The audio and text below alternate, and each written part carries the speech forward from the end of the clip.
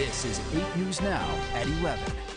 UFO investigators are hoping to obtain a treasure trove of Pentagon documents generated by a once secret military study of flying saucers and other weird aircraft. Yeah, the government confirms there was a UFO program. It supposedly ended back in 2012, but the Pentagon has not yet released any reports or files. So tonight, the I-Team's George Knapp gives us the first look at documents which prove the UFO study was real and was based right here in southern Nevada.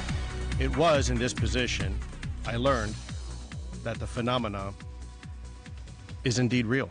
Last October, former intelligence officer Lou Elizondo revealed he'd been in charge of a secret Pentagon project that studied UFOs. The story picked up steam 2 months later when the New York Times reported the name of the program, AATIP, Advanced Aerospace Threat Identification Program. At the same time, 2 once classified videos were released. One of them, a 2004 encounter between warplanes from the USS Nimitz carrier group and a vastly superior UFO dubbed the Tic Tac. I received a communication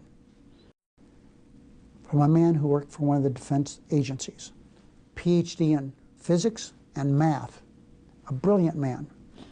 And he said, I know everything there is to know about rockets. But he said, I don't know what all these things are about. I don't know. Senate Majority Leader Harry Reid started a dialogue with a senior scientist working for the DIA. Alarmed that no one was paying attention to dramatic intrusions by unknown aircraft, Reid and colleagues secured funding for an ongoing study. But it wasn't called AATIP. The original acronym was Aawsap, Advanced Aerospace Weapons System Application Program. In August 2008, DIA posted a solicitation for bids. Weeks later, the contract was awarded to Bigelow Aerospace. The initial amount was $10 million.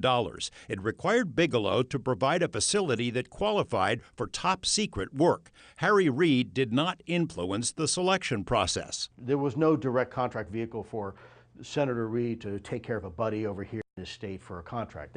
That's absolute nonsense. Space entrepreneur Robert Bigelow's interest in exotic subjects was as obvious as his company logo. He'd spent years and millions of dollars on his own scientific study of UFOs and related topics.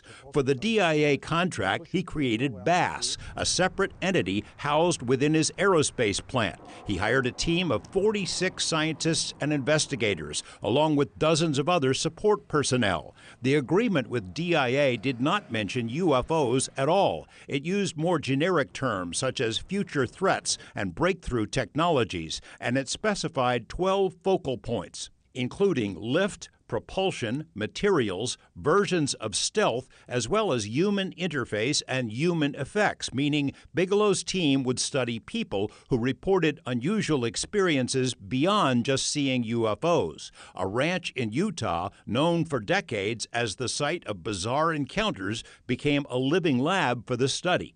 The study produced volumes of highly technical scientific reports, including projections about warp drives and anti-gravity propulsion. I think these studies are so loaded with information. The reason I say that is that we learned a lot, but one thing we did learn is that over the decades, there have a lot of things happened that there's no explanation for. But at the Pentagon, there was pushback. Some worried the study would become an embarrassment if the word got out. Others opposed it on religious grounds. Bigelow funded it himself for a year, but Aawsap came to an end after 2011.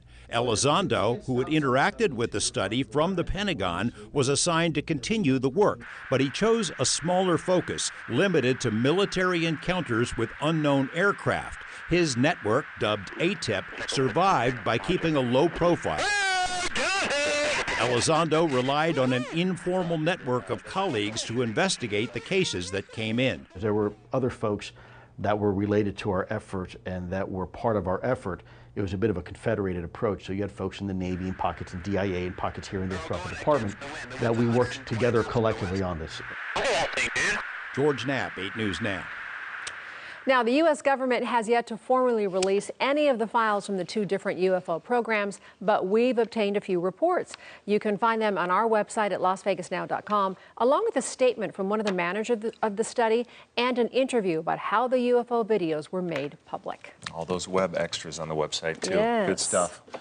Well, Ted is about 20, 25